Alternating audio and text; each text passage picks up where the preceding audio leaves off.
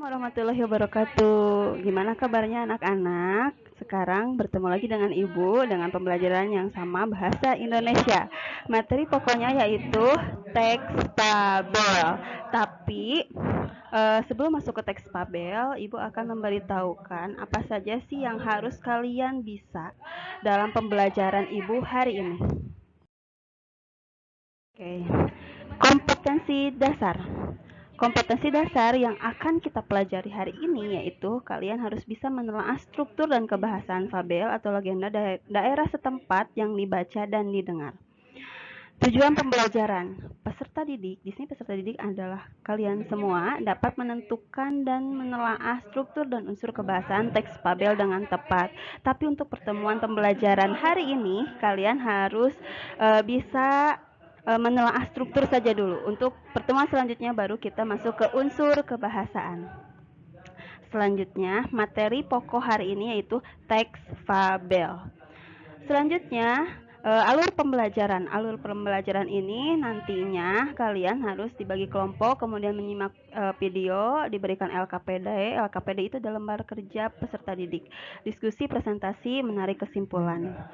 Kemudian selanjutnya manfaat. Apa sih manfaatnya pembelajaran kali ini? Pembelajaran kali ini manfaat yang ini manfaatnya dari Ibu ya. Kalau misalnya kalian mau menambahkan silahkan.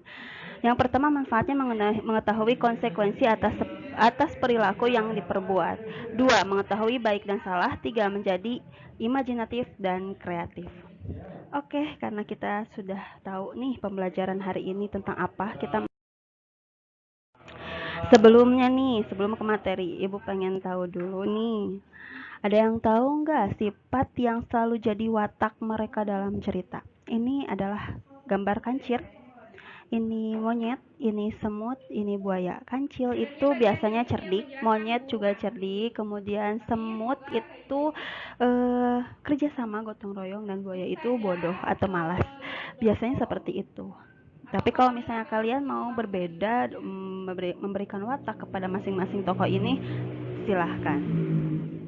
Selanjutnya, kita apa sih itu struktur? Struktur itu struktur itu sifatnya sistematis. Jadi tidak boleh diacak. Tidak boleh diacak. Jadi struktur itu sistematis, tidak boleh yang nomor 4 jadi nomor 1, nomor 1 jadi nomor 4. Jadi kalian harus tahu urutannya. Struktur teks fabel yang pertama ada orientasi, komplikasi, resolusi, dan koda.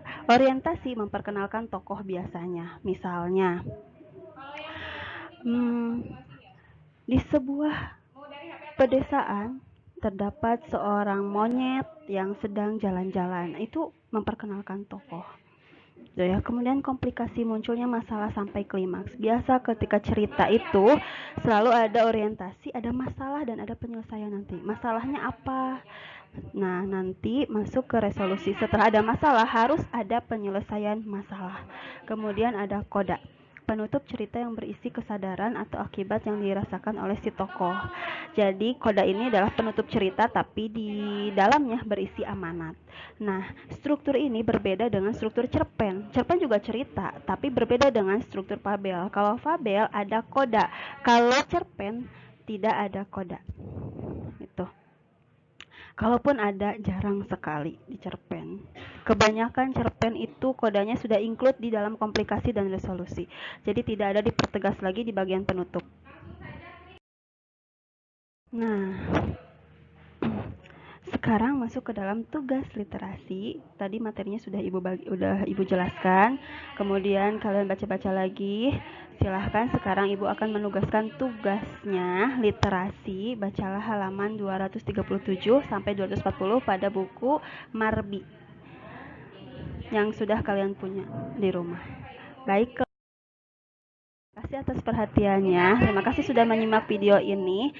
Semoga bermanfaat. Mohon maaf bila ada kesalahan. Wassalamualaikum warahmatullahi wabarakatuh. Sudah dipilih?